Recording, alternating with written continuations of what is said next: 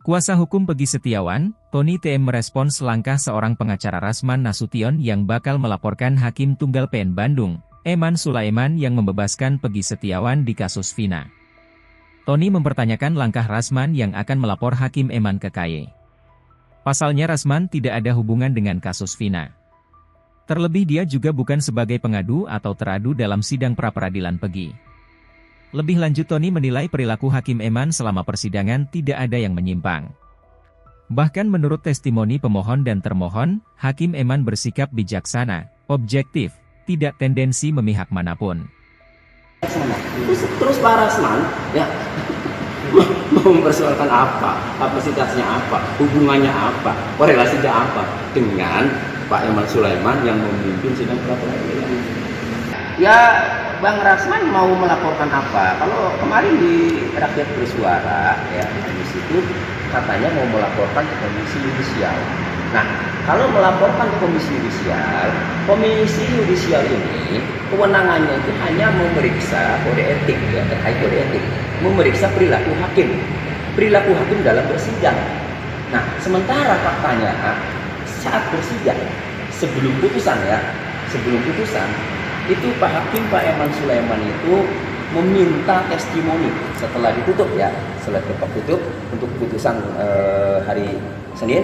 Lalu Pak Hakim Sulaiman meminta pendapat testimoni dari kedua pihak, baik pemohon maupun termohon. Ya, silakan ini disampaikan bagaimana selama kami memimpin sidang, kata Pak Eman. Apa yang ada di pikiran para pihak, apakah kami sudah adil, fair atau belum? Dijawab oleh pemohon bahwa selama memimpin sidang Pak Hakim Eman Sulaiman ini, ya, bersikap arif, bijaksana, objektif, fair, memberikan kesempatan yang sama, tidak ada tendensi untuk memihak manapun, ya. Itu jawaban dari pemohon. Nah, termohon juga sama, pihak Polda Jawa Barat itu menyampaikan hal yang sama, memimpin sidangnya objektif, fair, arif, bijaksana. Artinya, ya, yang sidangnya saja, para pihaknya saja merasa perilaku hakim yang menyimpang itu tidak ada, ya. Perilaku hakim yang melanggar kode etik itu tidak ada karena sudah diucapkan dan itu sudah live loh, ya. Lalu Rasman untuk kepentingan siapa? Kalau melaporkan hakim, ya, atau Komisi Yudisial, karena esensinya kalau ke Komisi Yudisial itu pasti memeriksa perilaku hakim.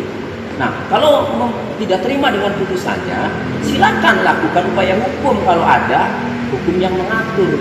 Dalam pasal 83 UHAP, putusan pra-peradilan itu tidak bisa dilakukan upaya hukum. Upaya hukum misalnya banding, kan, kasasi itu tidak bisa. Jadi udah terkunci.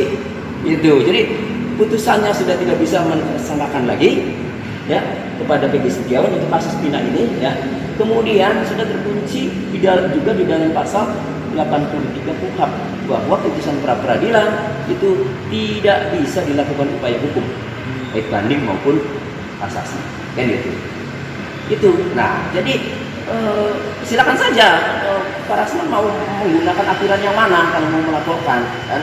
Kalau ke KY kemudian kan dia pihak yang dirugikan tidak oleh hakim, gitu loh. Iya dong, apa hubungannya, korelasinya apa? Orang dia bukan pihak yang ikut bersidang, baik pemohon maupun termohon, dia bukan. Itu. Nah, yang mungkin bisa melaporkan itu misalnya pemohon atau termohon. Nah, orang pemohonnya juga enggak, sudah merasa perilaku hakim itu sudah baik, arif dan bijaksana saat bersidang. Termohonnya juga enggak. Ya, sudah menyatakan dalam testimoninya, sudah menyatakan bahwa perilaku hakim selama sidang, sikapnya sudah fair, objektif, arif dan bijaksana.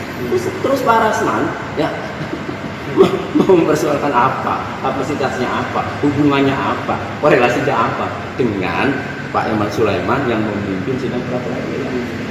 Jadi baik maupun perilaku maupun terhadap putusan sudah tidak mungkin, ya, dilaporkan atau dilakukan upaya hukum, ya, putusannya itu untuk kepentingan siapa Pak Rasman. Download Tribun X sekarang, menghadirkan lokal menjadi Indonesia.